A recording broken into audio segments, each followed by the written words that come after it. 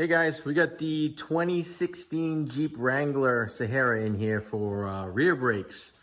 I'm gonna do something that not many people do anymore. That's getting the rear rotors turned because they're actually perfect. They're hardly got any surface rust at all on them. But we're gonna get them refaced. A little garage up the street, CNS Auto, that they do an awesome job. So we're gonna be using them and rotate the tires at the same time.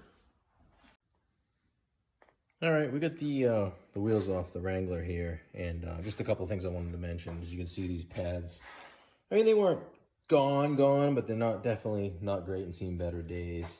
And the rotors themselves, these rotors here actually have a drum on the inside that runs on the inside for the emergency brake, and they get fairly expensive. But like I said, I have that local shop, and he's gonna turn them down so they'll be like new again. One thing to note on taking these rotors, if no one's ever done this, that's watching it, is these little clips. These can suck if you're not paying attention. You've got to pull them off of there. Many times I just personally break them off. The wheel holds everything on as well as your pads. So just a quick view over here. You can kind of see this is the emergency brake shoe that runs on the inside of the drum. So we're going to clean all this up as well. And one thing I forgot to mention is actually going to be giving this thing a New Hampshire oil undercoating while it's here at the same time. So we'll tie that into it after. I just want to mention one thing here on your where your pads seat into the brake caliper bracket here. You always get a lot of rust buildup in here, and you always want to make sure these are cleaned off really well. The retaining clips for the pads sit in here, and it actually builds up rust behind there. Between there and the retaining shim here, and what happens is over time when that rust builds up, it puts pressure on the pad, and the pad stops sliding back and forth like it should, and you get a brake heating up or dragging.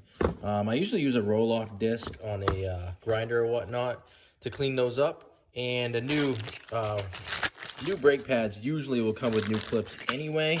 You're going to want to use some brake lube. We're going to be using the Power Stop Evolution Plus ceramic brake pads on this. So the other thing I wanted to mention too is these pins here are lubed up. You want to make sure these are nice and free, spin freely, back and forth, in and out. Just things like that you're going to want to check and do before you reassemble, so you're not taking this apart again in like a month because the brakes dragging or hanging up and you're pissed off because you just did the brakes. Well, here we go. The rear brake caliper brackets are loaded with the new tension clips in there and the new Power Stop ceramic brakes. No, I didn't completely sandblast and repaint these brackets or anything because this is just a daily driver. It just needs to function well. But one thing I did notice at first glance on these pads, I'm like, oh, you know what? There's still some meat left on there. But if you look here, you can clearly see the organic pad material was actually lifting from the metal backing plate. And these are the factory pads. So it was definitely needed to be done. Way overdue as far as that goes. And it was starting to make some noise. So we'll get it done right, and get her back on the road. Well, I forgot to mention, while we're in here doing the brakes, we're also doing a New Hampshire oil undercoating job while I'm waiting to get the rotors turned this morning. So just finished up coating the frame on this 2016 Wrangler. Came out nice. Like I said, it's a great product.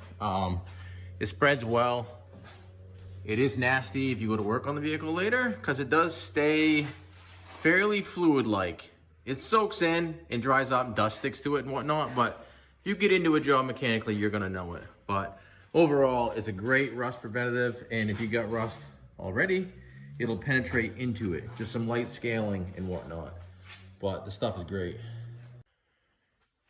Oh yeah, one thing I think I did mention earlier, and I'm doing the brakes on this JK. At the same time, I'm doing the oil undercoating, and like I said, that can suck to work on afterwards because you get covered in it.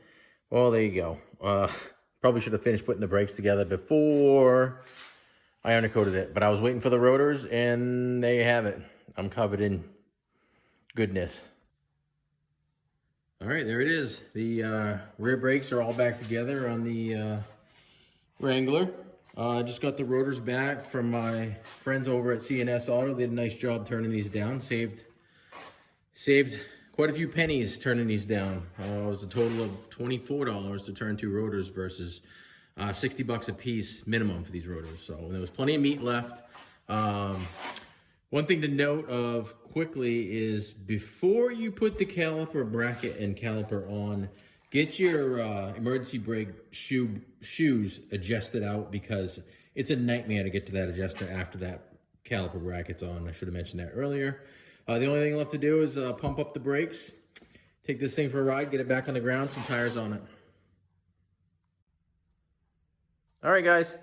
So there it is. Got the Wrangler back on the ground here. Rotated the tires, did the New Hampshire oil undercoating, new rear brakes, turned the rotors, just freshened her up, get her ready for winter. On to the next one.